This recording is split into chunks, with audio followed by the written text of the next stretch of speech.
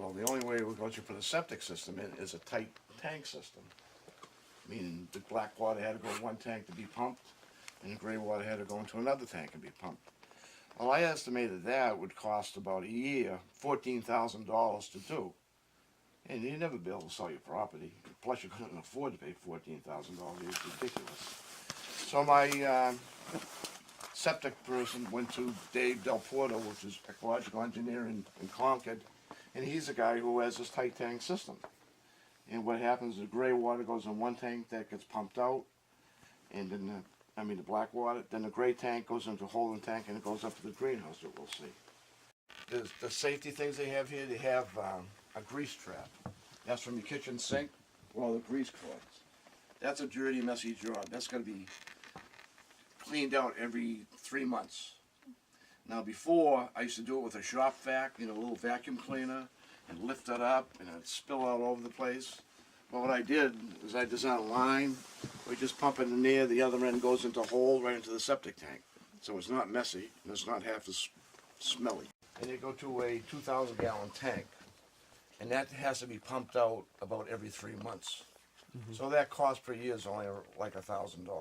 That's affordable. Homeowners can do it as well. All the gray water goes into this other line, and that goes into a 4,000-gallon tank.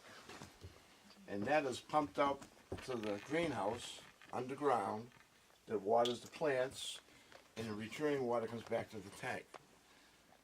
Now that has never had been pumped out, so there's been no cost to get rid of the water. These are the 2 storage tanks. That's the 2,000 black water tank. That's the 4,000 gray water tank. We're not going to open up the black water, the black one. That's not nice. It's not a nice smell. But in there's a float, and there's an alarm over there. When it's ready to be pumped, the float goes up and it sets off the alarm to let you know that it's time to call this septic guy. So that's all automatic. And that's 3 times a year? Basically, yeah. 4. 4? Now here you can hear it's pumping the water right up to the greenhouse right now.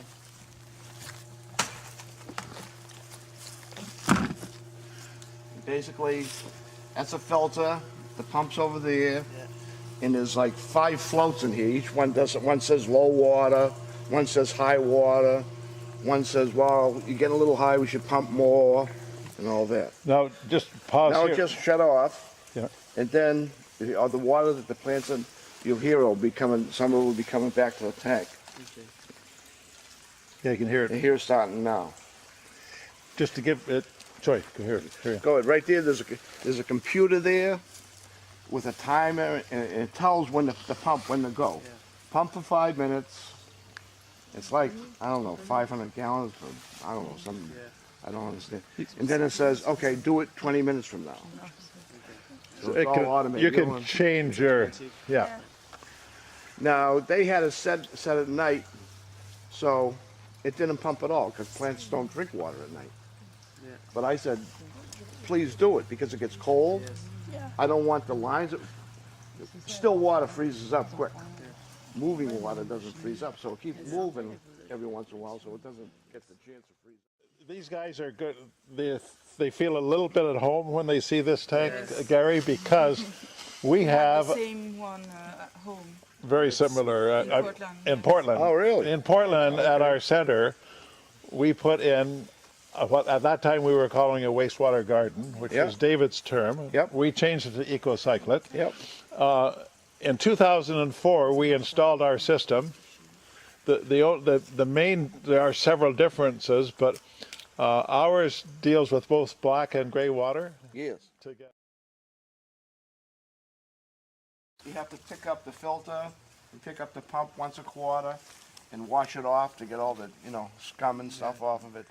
And that's all there is for that. What is its size of the... 20 feet by 30 feet. 20 by 30. Okay. Yeah. Just about the same size as our bed. Yes. Really? Got 2 heaters. It's got a forced hot air heater, and in the ground it's got a radiant heater. So if one fails, the other one will back it up. So you can see there's 2 circulating fans, and they go constantly, 24/7. There's one right over there, see it behind you? Separate. See the circulating fan? That's to keep the air going. These automatic vents, I set it, if it gets over 75 degrees, they open up and let the hot air out. And even in the middle of the winter, they'll be opening up because it gets so hot in here. Yeah, it's hot now. Yeah, well, yeah, it's more than 50. It's a lot right more than now. 55 right now. Which season does the system work the best? Is it the winter or the Plants summer? grow more in the summer. Okay. They're gonna get dormant in the winter, and they're gonna feed on a little water, but not much on the tank. The water level in the tank goes up in the winter. Okay. When it's spring, it's warm. They go, hey, I want to make flowers. They Yes. start drinking a lot of water, and the water in Okay. the tank.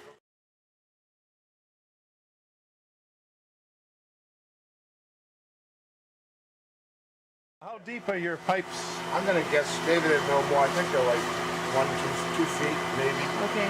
And do you know, is this regular soil that you have here, or No soil. It's all like Yes. it's all this type of rock. Oh yeah. okay, So the plants are growing in rocks, no soil. totally rock? Yeah. So just because different systems are different, you got sand on the bottom, Yeah. layer of sand, and then this. And another kind of fine rock, Gravel. and then after that. So finer rock, and the coarser rock is on top. What was this noise before? Okay, that noise is pumping in water. There's two Oh, yeah, sides. It yeah. pumps water over this side, Okay. and then it Okay. stops. And then the next time there's a switch in here. I don't know how it works. It pumps this side. Okay. Now, when you hear that noise, that's an air. That's what they call an aerator. It's Yeah. it's putting air in the water, so there's Yeah. oxygen in the aerobic. water because that's what the plants want. Gray water produces salt. Yeah. So when it produces salt, the grasses eat the salt. This is from the Roman era. This is pampas grass. Yep.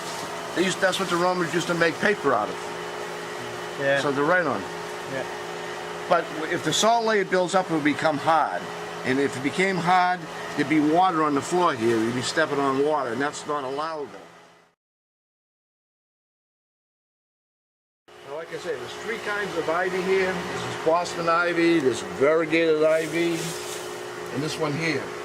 I started that with 3 little plants like that. Look how it multiplied. 3 little plants like that. And they spread. That tree there, I started as a plant 2 years ago like this, and now it's a tree. I'm gonna have to get rid of it, I think. It's getting too big. Sometimes you don't have to cut them because they are too high. You know? Sometimes they die back, like the lilies. They die back, and then in the spring they grow again. Yeah.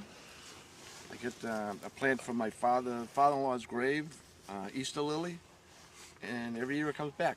Instead of 1, next year there's 2. The year after that there was 3. So they multiply. Yeah. The water. But what you're proving though, because you've got extra capacity, and I don't know if you've already seen how much extra capacity he has here or not. And David can tell us this afternoon. He probably knows. Yeah, I'm using 67 gallons a day. I could use 90. You can use 90. Yeah. So you're 30% over capacity, which means your greenhouse could be 1/3 less in size. Right. If you were starting over, you could do a greenhouse instead If of. I did it again, I'd make it bigger so I can grow more plants for my vegetable garden. There you go. Okay, see, yeah. But if a person wanted to cut down the cost of their greenhouse, Yeah. if the science is well known, then you could do your greenhouse instead of 25,000, even in this climate, you could do it for maybe 17,000 and still have enough capacity. They don't inspect your system. No. David gives them reports. Is that right?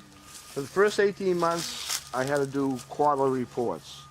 Yeah. And then after that, I approached the DPU, Department of Environmental Protection, and I said, what do I got to do now? And they said, just do an annual report.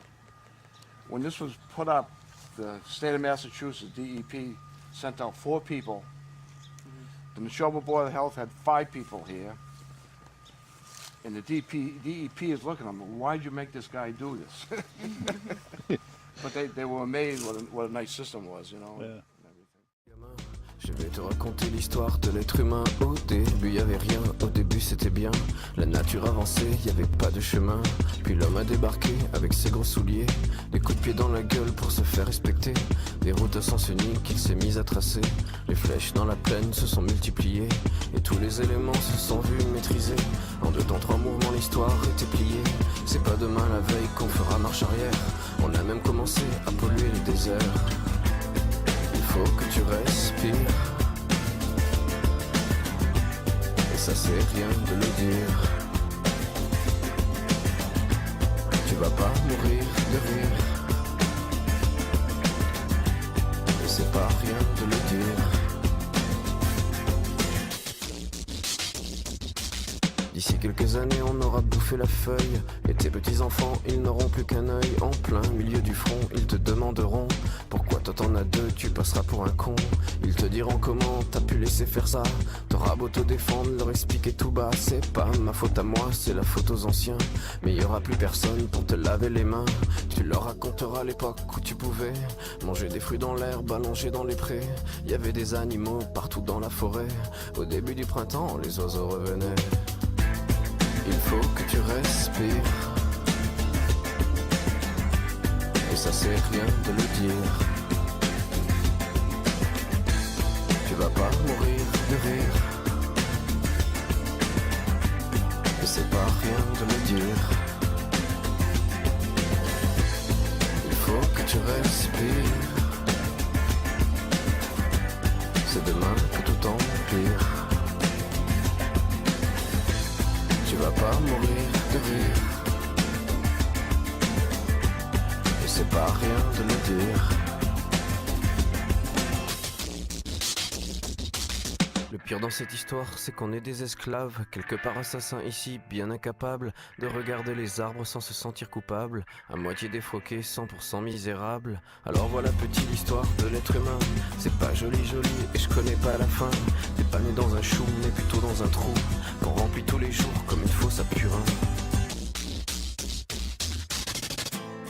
Il faut que tu respires, et ça c'est rien de le dire. Tu vas pas mourir de rire, et c'est pas rien de le dire. Il faut que tu respires, c'est demain que tout empire. Tu vas pas mourir de rire, ça c'est rien de le dire. Il faut que tu respires, il faut que tu respires,